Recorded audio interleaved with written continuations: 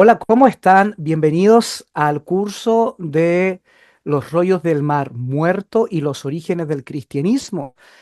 Ya nos encontramos en la clase donde nos preguntamos y nos cuestionamos acerca de las creencias de los habitantes de Qumran, es decir, de su teología.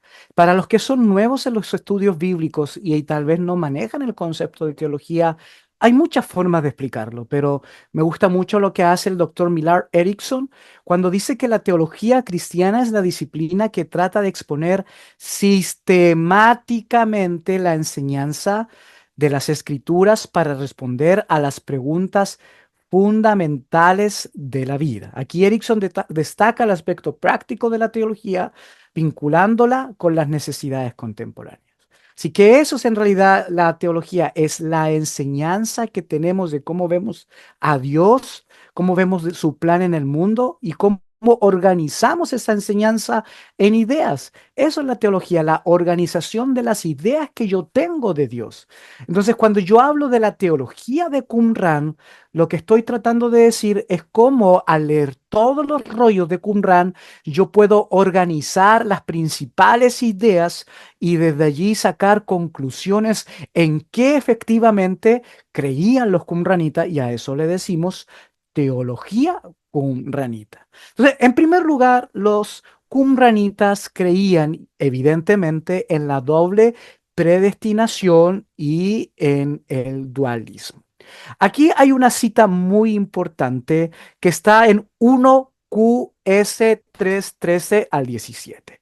Para los que se vienen agregándose poquito y no entienden cuando yo dije, cierto, esa enumeración, les voy a poder explicar. Si siguen mi mouse, se dan cuenta que cuando uno estudia la teología o los rollos de Qumran, siempre se va a poner, cierto, un número primero. Y aquí en este sentido, el número es uno. Y el número uno significa la cueva uno. ¿Ok? La cueva uno. Después K o Q en este apartado es Qumran. Entonces, eso significa Qumran. Y aquí S se va a llamar un libro. Entonces, lo primero es la cueva, después de Qumran, y el libro a la que pertenece la cita. En este caso, S es Seres Hayat. Hayat significa comunidad y Serex significa libro, rollo. Entonces, es el rollo de la comunidad. Entonces, volvamos a la cita. En esta cita, ¿cierto? En la cueva número uno de Qumran, en Seres Hayat, es decir, el libro de la comunidad, en el capítulo 3, verso 13 al 15, recuerden que los rollos no tienen capítulos, simplemente después se ha organizado para su estudio de esta forma. Y la traducción, ¿cierto? Es, a Dios pertenecen todos los conocimientos y todos sus actos están determinados por su decreto. Él amará para siempre a los que andan en el espíritu de la verdad y aborrecerá para siempre a los que caminan en el espíritu de la perversidad. Entonces, desde este texto y muchos más, porque aquí yo le estoy solamente poniendo un ejemplo, nosotros vemos una doble predestinación. Para los que han estudiado teología sistemática y entienden lo que significa la predestinación, ¿no? Palabra bíblica que se desprende del libro de Romanos principalmente y el libro de Efesios, decimos, ¿cierto?, que la predestinación es la acción que Dios hace antes de la creación del mundo para escoger a personas. Eso es la predestinación. La predestinación simple es que Dios, cierto, escoge a personas para salvación. Pero la doble predestinación es que Dios escoge a personas para la salvación y a otros para la perdición. Los cristianos, cierto, creen o creemos de que, cierto, la perdición es el infierno o lago de fuego para siempre. Obviamente, los qumranitas no tenían esa escatología, sí muy parecida, pero no ese rigor, pero sí creían de que algunos iban a ser salvos y otros iban a perecer. Y en ese sentido, ellos eran los salvos, ellos y a todos los demás iban a perecer. Por eso que muchos, cuando yo enseño el estudio de los enseños, muchos me dicen, pero profesor, ¿cómo la gente se hacía con ranita? ¿Cómo se hacía diseño si era tan algo tan difícil, era tan duro? es porque en realidad todos ellos creían que el fin del mundo era inminente. Entonces, para ello, ellos preferían llevar una vida así, dura, llena de reglas, de legalismos, llena de cierto de ritos de purificación, ¿cierto? Preferían eso antes de ser condenados para siempre. Entonces, en ese sentido, ellos tenían ese concepto y de dualismo. Ese es un dualismo, ¿cierto?, que nosotros vemos en Qumran, de que bueno, malo, hijos de la luz, hijos de las tinieblas, salvación, perdición. Constantemente se vive en ese dualismo. Entonces, está muy claro al estudiar los rollos que ellos creían eso. Lo segundo que ellos creían, es decir, su teología, la forma que ellos veían a Dios y la enseñanza de este, es cierto acerca de una ética y una pureza extrema. Aquí está el texto, para los que leen en hebreo se los dejo acá, ¿ok? No lo voy a leer aquí porque yo sé que muchos de ustedes no leen hebreo, pero aquí está, y aquí, cierto, obviamente, en la cueva número uno, el uno ahí, y en el reglamento de la comunidad, ¿ok? Reglamento de la comunidad, dice lo siguiente: que se separen de todos los hombres de la perversidad que no caminan según nuestro camino. Y aquí es lo que les dijimos. Ellos no aceptaban a nadie que tuviese moralmente situaciones no resueltas. No aceptaban a enfermos, no aceptaban a personas cojas, porque buscaban la perfección de cuerpo y obviamente, ¿cierto?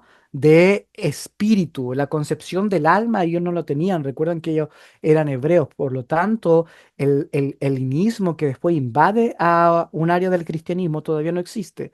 Aquí no existe trilogía del componente humano, solamente un dualismo de cuerpo y cierto espíritu.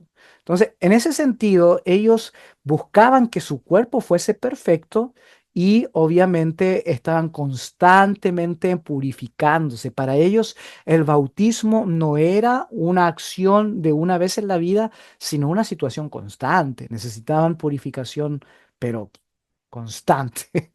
Por eso dijimos, ¿cierto?, que Jesús dijo después que Él era el agua, ¿cierto?, de viva, y que, ¿cierto?, Él era el que realmente daba la purificación.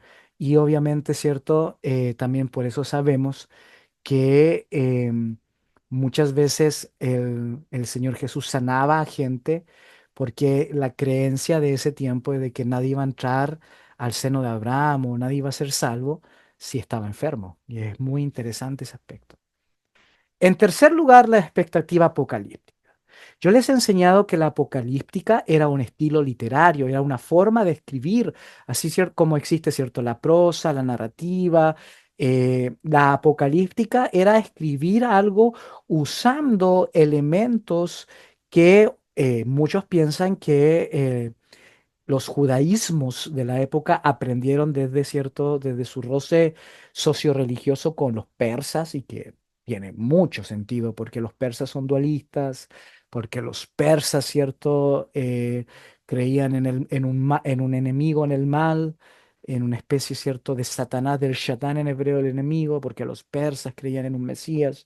Entonces, desde su roce con los persas, se desarrolló un movimiento apocalíptico, una forma de escribir en código, usando números, usando personajes, usando caracteres, usando figuras mitológicas de la media luna fértil, como serpientes, dragones, bestias. Entonces, en ese sentido, tenemos muchos apocalipsis. Yo les enseñé el libro de el doctor Piñero, donde él traduce todos los apocalipsis que se encontraron en Qumran y en los diferentes sitios arqueológicos cristianos, y tenemos 45, 45 apocalipsis. Entonces, y ellos, cierto, obviamente también tenían muchos libros que eran apocalípticos, como Enoch y otros, ¿no? Entonces, aquí ellos creían, dice el texto, en la cueva número uno, si siguen mi mouse, y el rollo de la guerra. Dice: después de esto vendrá la guerra de los hijos de la luz contra los hijos de las tinieblas. Es decir, el mundo ya se va a acabar. Y usando, ¿cierto?, esta figura de los hijos de la luz e hijos de las tinieblas que después vemos en Pablo muy fuertemente. Y tenemos también la doctrina del Mesías. Y aquí en la doctrina del Mesías voy a tomar un poquito más de tiempo porque es increíble.